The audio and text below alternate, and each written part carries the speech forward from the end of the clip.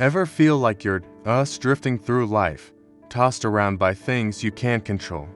Like your own thoughts are your worst enemy, constantly nagging you with anxiety and doubt? What if I told you that nearly 2,000 years ago, one of the most powerful men in the world felt the exact same way? And he left us a personal diary, a manual on how to conquer that inner chaos. This isn't just some dusty old book. This is Meditations, the private thoughts of the Roman Emperor Marcus Aurelius. And it might just be the most practical guide to living a good life ever written. So, who was this guy? Marcus Aurelius wasn't born to be emperor. He was a scholar, a quiet man who loved philosophy, but fate had other plans. He was thrust into power and ruled during a time of constant war, deadly plagues, and political backstabbing. Talk about a high-stress job. Every morning, before facing the crushing weight of the Roman Empire, Marcus would write to himself. He wasn't writing for an audience. He was writing to remind himself how to be a better person. How to be calm, just, and wise, even when the world around him was falling apart. This collection of personal notes is what we now call Meditations. What's so powerful about it? It's based on a philosophy called Stoicism. Now, when you hear Stoic, you might picture someone who's totally emotionless, like a robot. But that's not it at all. Stoicism isn't about suppressing your feelings. It's about understanding them. It's about focusing on what you can control and letting go of what you can't. Let's break down some of the core ideas from Meditations that you can start using right now. First, the power of perspective. Marcus writes, "You have power over your mind, not outside events. Realize this, and you will find strength." Think about it. You can't control traffic, you can't control what other people think of you, and you can't control the weather. Worrying about these things is a waste of your precious energy. What you can control is your reaction. Someone cuts you off in traffic. You can get angry, honk your horn, and ruin your own morning. Or, you can take a deep breath, accept that it happened, and move on with your day peacefully. The event is the same, but your experience is completely different. That's a superpower. Marcus constantly reminded himself to see things for what they are, without adding our own dramatic stories. He'd say, "This fancy wine. It's just fermented grape juice. This royal purple robe. It's just sheep's wool dyed with shellfish guts." It sounds a bit cynical, but the point is to strip away the hype and our emotional baggage. When you're anxious about a big presentation, break it down. It's not a life or death trial. It's just you, standing in a room, speaking words you've prepared. Seeing things objectively drains them of their power to scare you. Next up, embracing obstacles. This is a game changer. Marcus Aurelius has this incredible line, "The impediment to action advances action. What stands in the way becomes the way." He's saying that the obstacles in your path aren't there to stop you. They are the path. Imagine you want to get fit, but your gym is closed. That's an obstacle. You could give up, or you could see it as an opportunity. You learn new bodyweight exercises at home. You discover a passion for running in the park. The obstacle forced you to be creative and you ended up even more resilient. Your project at work fails? Great. What did you learn? How can that failure make your next project a massive success? The obstacle becomes the fuel for your growth.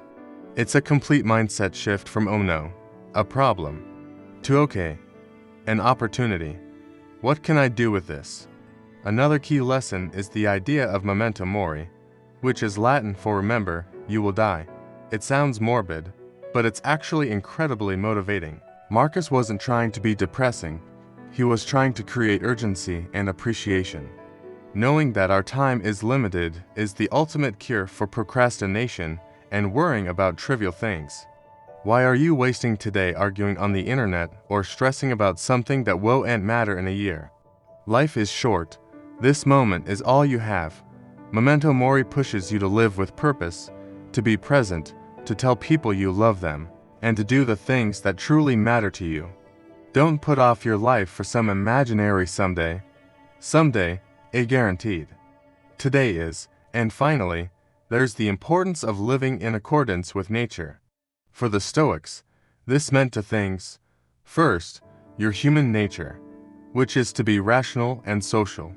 We are at our best when we use our reason to solve problems and when we work together for the common good. Marcus wrote, "What is not good for the beehive cannot be good for the bee."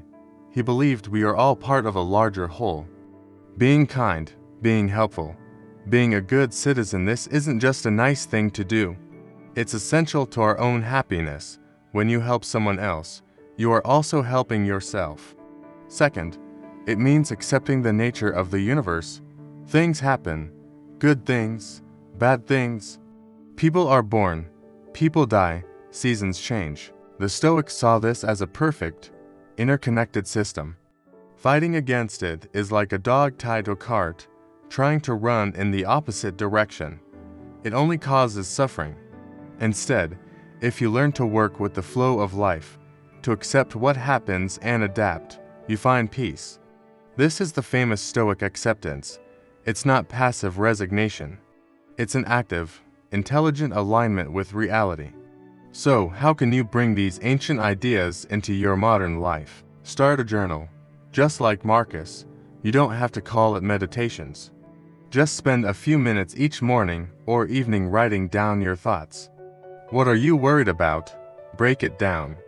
What's in your control? What isn't? How can you turn an obstacle into an opportunity?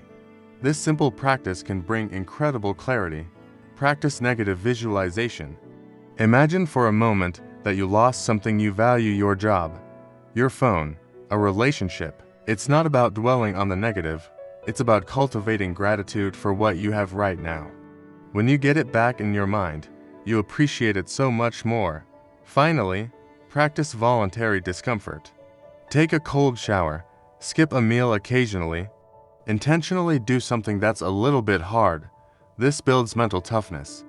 You teach your brain that you can handle discomfort, which makes you less afraid of it in your daily life. Meditations has survived for 2 millennia for a simple reason: it works. It's a timeless operating system for the human mind. It's not about achieving a perfect, problem-free existence.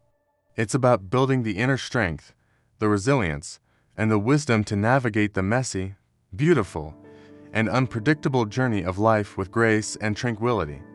The Private Thoughts of a King, a General, and a Philosopher, written by candlelight on the front lines of a war, are here to teach us that we don't need to control the world to find peace. We just need to learn to control ourselves. Thanks for watching. If this resonated with you, hit that like button and subscribe for more deep dives into ideas that can change your life. See you in the next one.